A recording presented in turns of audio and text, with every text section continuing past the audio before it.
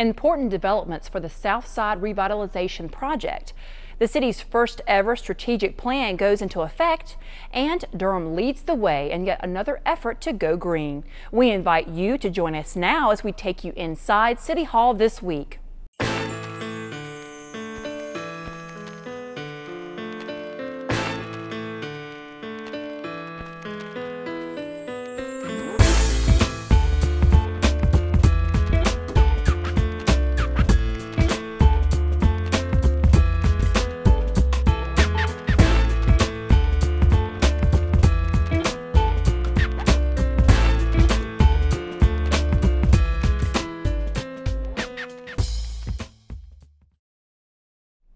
Hello, I'm Amy Blaylock. Welcome to City Hall this week, dedicated to keeping you informed about what's going on inside Durham City Hall.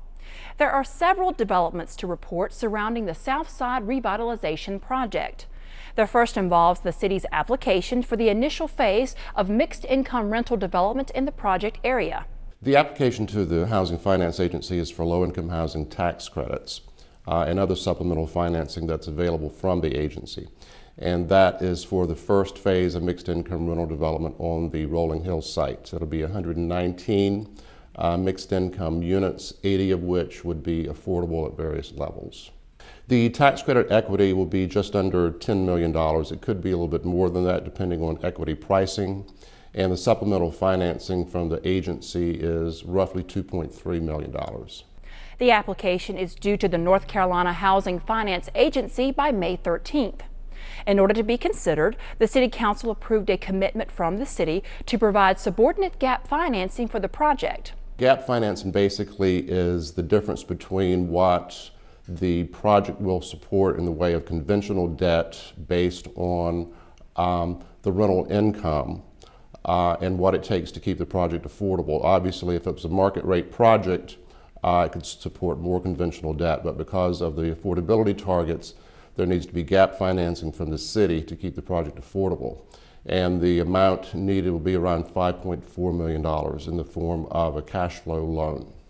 The application also includes a $3.8 million commitment by the city to fund the site preparation and infrastructure improvements to serve the rental development. The entire Rolling Hills site will need to be graded before any development can occur. So the infrastructure will include things like the stormwater requirements for the entire site. The first phase will be served by a new street that will be extended into the site from the existing Chestnut Street. So you'll have a new street, water, sewer, sidewalks, all the public stuff that you would typically expect. Funding announcements by the North Carolina Housing Finance Agency are expected in August. The development of mixed income rental housing is only one component of the overall plan for Southside. Self-Help also plans to develop new home ownership units later this year in partnership with other nonprofit and potentially for-profit builders. To help with that effort, the City Council approved a $138,000 contract with Self-Help for the use of federal housing funds. Those funds were approved as part of last year's annual action plan. Self-Help will use those funds to pay the services of an architect and engineer to help us select the house plans that we will be building over in Southside. Our intent is that the new homes will be comparable in quality to the homes that we built at Eastway Village. So we'll select the house plans. We have some very unusual topographic conditions in Southside, some steep slopes. So the architect will also help site the units on the lots. We'll also look at some minor public improvements that are needed to support the marketing efforts, such as some sidewalk improvements, signage, gateway treatments, and that type of thing. The first phase of the Southside development will include approximately 45 homes by Self-Help and its partners. The city's proposed annual action plan for 2011-2012 is now on the way to the federal government for approval. The plan serves as Durham's application for federal housing funds, approximately a third of which would be set aside for the Southside project. The city expects to receive $3.6 million from the Community Development Block Grant, Home, and Emergency Shelter Grant funds for next year. The money that is not earmarked for Southside will go toward other housing and community development organizations in the city. The priorities that will guide how funds such as those are used, as well as the city's funding, are now outlined in Durham's first ever strategic plan, called Durham's Got It. The City Council officially adopted the 3-year plan during its April 18th meeting, but City Council members signed a pledge at their May 2nd meeting acknowledging their active support of the plan and its goals. As part of the ceremony, council members signed posters that will be hung in the City Hall lobby and in council chambers. As Strategic Plan Gold Champion for Communications, Beverly Thompson, read what the pledge said.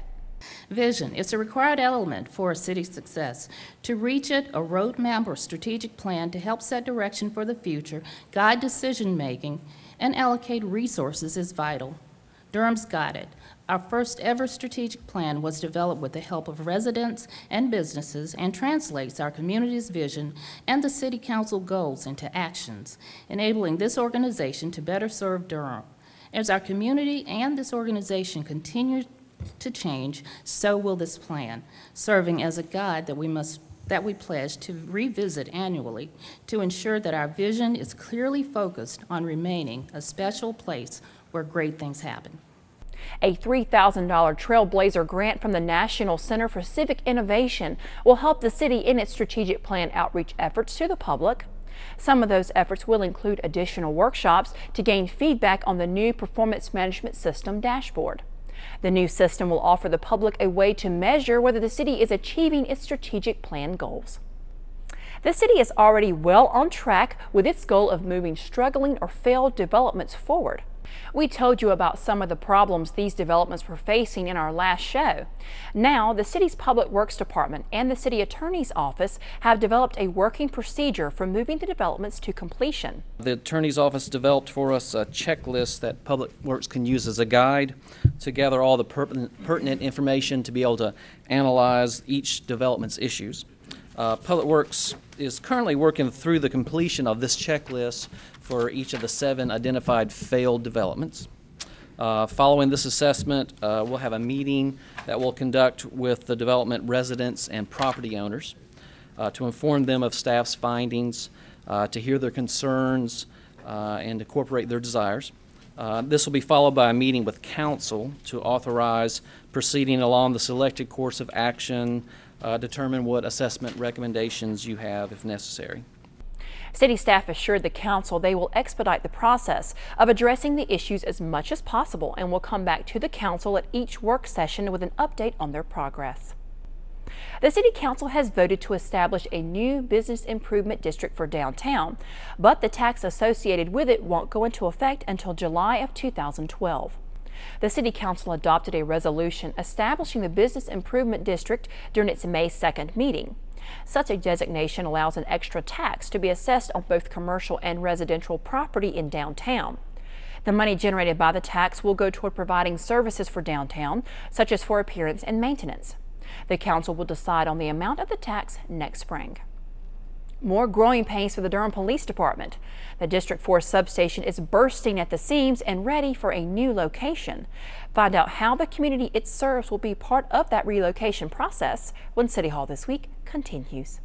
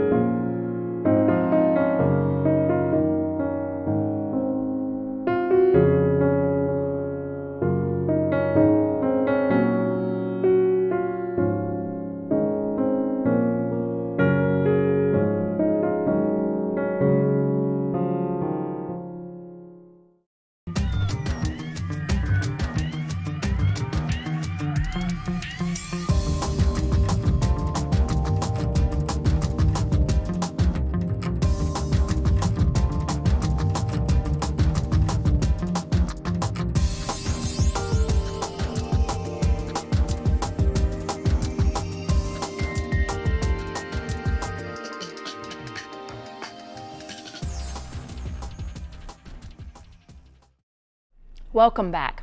The City Hall Plaza Street Improvements Project is moving ahead on time and on budget. This project is to get an ADA compliant pathway from the parking lot on Chapel Hill Street and Corcoran to the front door of City Hall Plaza so that folks will be able to traverse that walkway easily.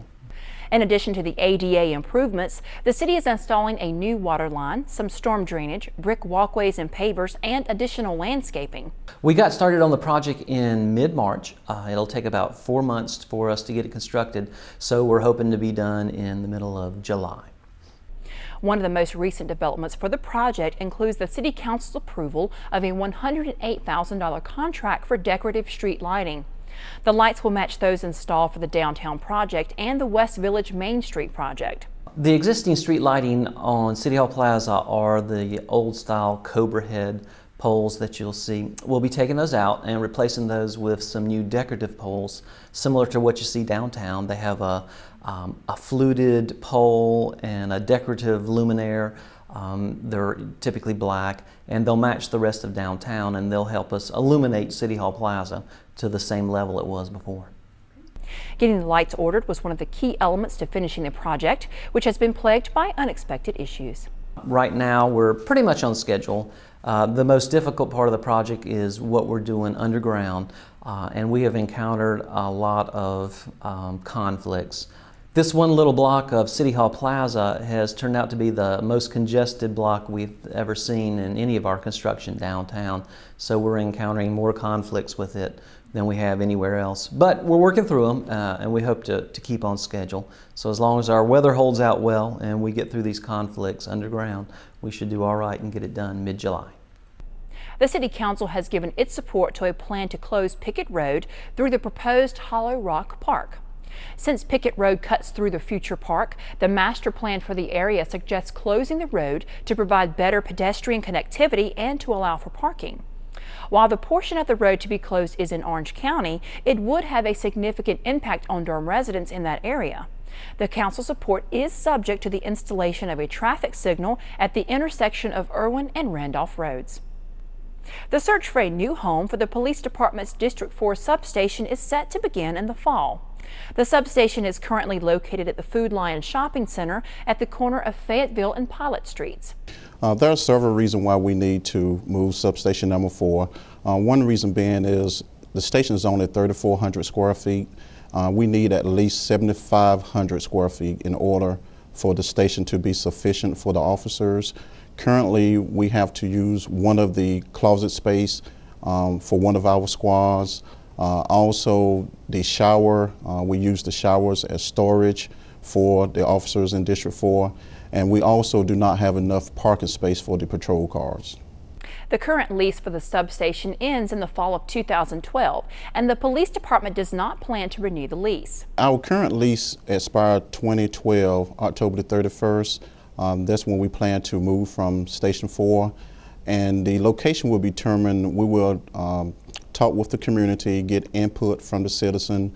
If they know of a location that they feel like would fit what we need for the officers, then we will consider the information we receive from citizens. We would do this through our PAC meetings. We also will hold community meetings to get input from the citizens, and then a determination will be made. The department says the new location is expected to enhance its overall operational efficiency, not be a deterrent to any services already being offered. The impact of services that we give to the citizen will not be changed when we move Substation 4. The officer, they respond to calls from a beat. We have officers that are assigned to specific beats in the district. So having this station move will not have an impact on the call for service for the citizens. We can give better community services to the community if we have a station big enough where it can house all of the officers under the district commander. Currently, again, with Substation 4, our heat team cannot operate out of the station because we do not have enough space. Also, our COP, Citizen Observer Patrol, cannot operate out of Substation 4 due to the lack of space. So once we're able to find a building, again, that can house all of the officers, then we can better serve the community. For more information on the current District 4 substation, visit the police department's homepage on the city's website. Students at Eastway Elementary School are making a difference at their school and in their community. Find out how when City Hall this week continues. Howdy ho, neighbor. Why are you working so hard? Gotta cut this grass. Whoa, son. You need to plant some no-maintenance trees and bushes along there. Yeah, your fertilizer is getting into the water. That causes algae to grow and fish to die. Yeah, plus, trees and bushes keep the yard from eroding and protect that creek. You're right. I'm gonna get my planting tools. Late fall is a great time to plant trees. Learn more at nccleanwater.org.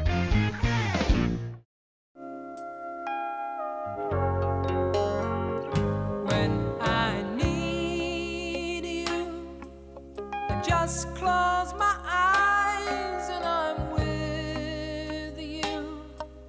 And all that I so wanna give you, it's only a You don't have to be a hero to be a hero. When you adopt a child from foster care, just being there makes all the difference.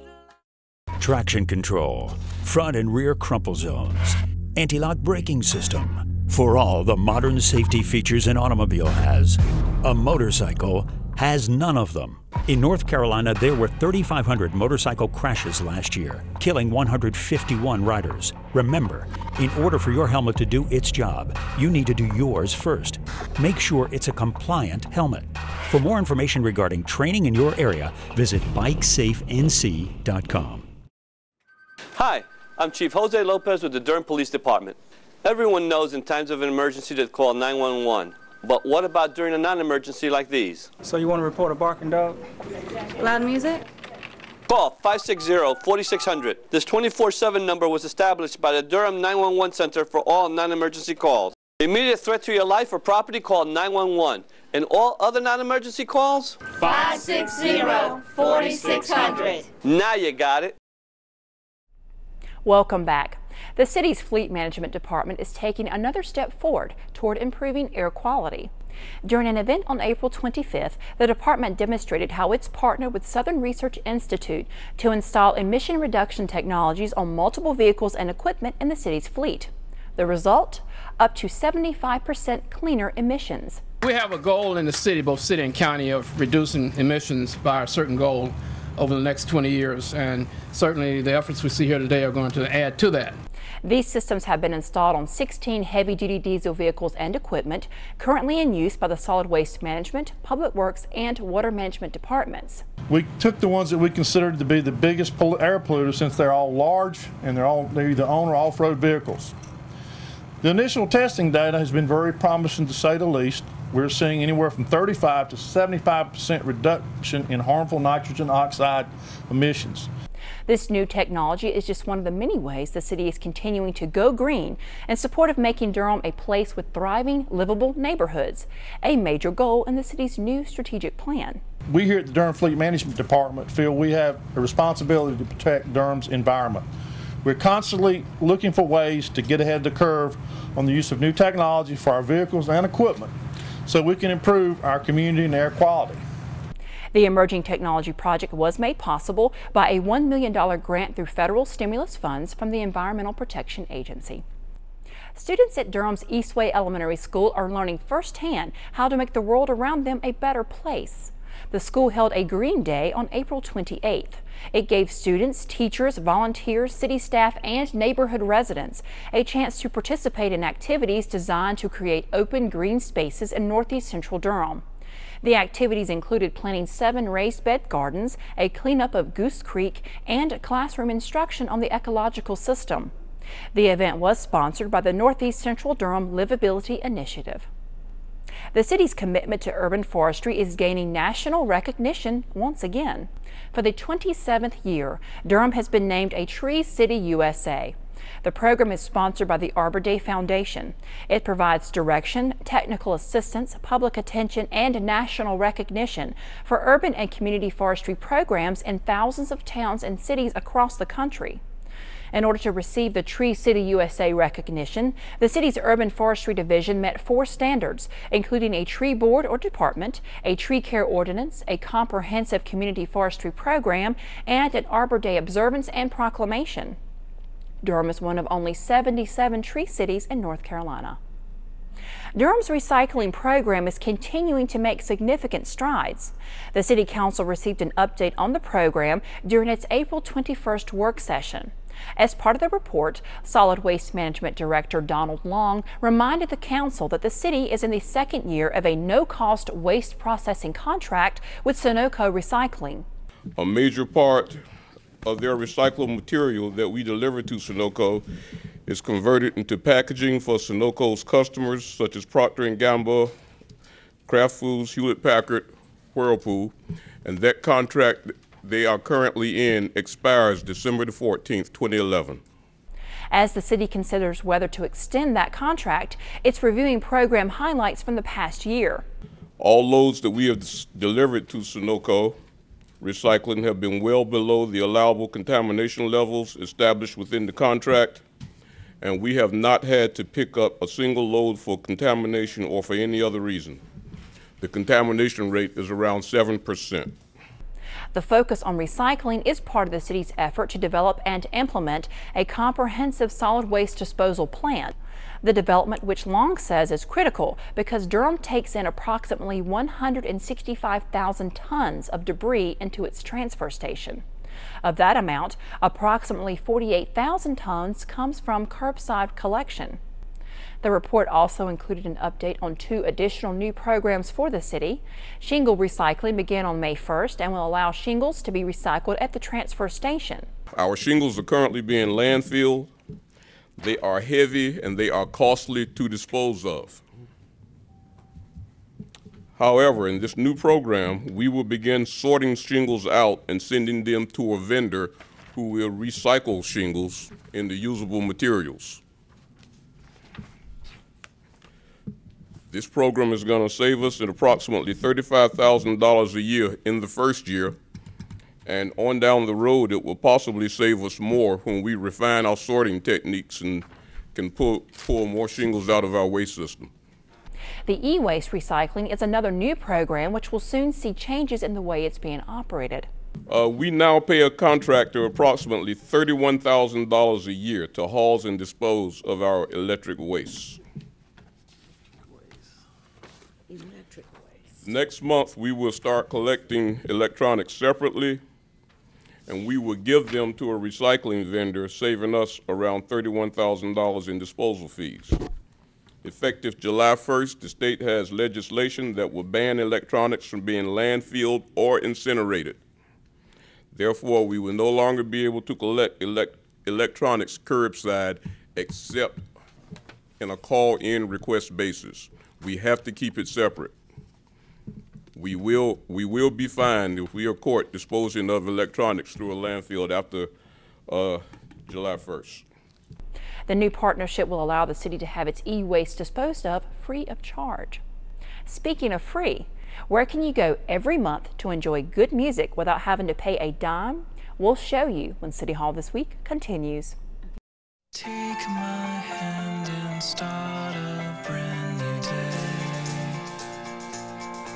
And together as one we'll start to see some change. Underneath everything we are, underneath everything we do, we are all people, connected, interdependent, united. And when we reach out a hand to one, we can influence the condition of all. That's what it means to live united.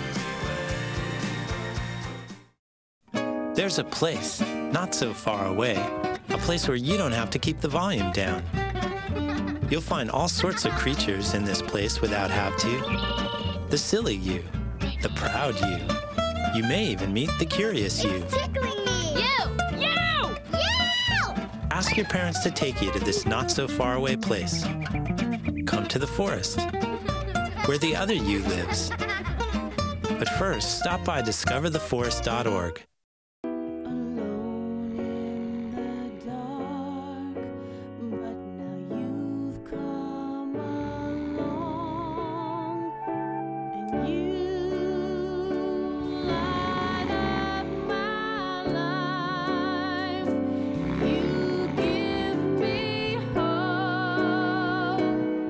to be a hero, to be a hero.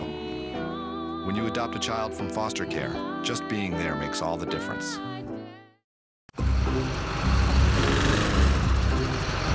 Butler residents?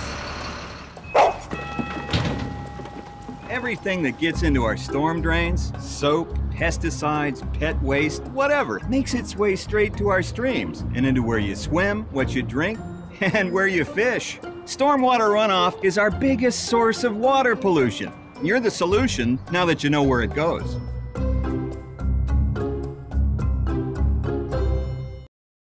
Welcome back. The 42nd annual Bimbe Festival is just around the corner. The Cultural Arts Festival will be held on Saturday, May 14th from noon until 8 p.m. at the CCB Plaza at 201 North Corcoran Street. The event celebrates African and African American history, culture, art, and traditions. This year's festival will feature live national and local talent, ethnic food, arts and crafts, and an interactive children's area. There are also a number of weekday events that will take place leading up to the Saturday festival. For more information and a complete schedule, visit durhamnc.gov/Bimbe. The third Friday concert series is already underway for this year. The series features a variety of music from 6 until 8 p.m. on the third Friday of every month between now and October. The location of the concerts has changed to the Durham Center Plaza, located above the center parking deck.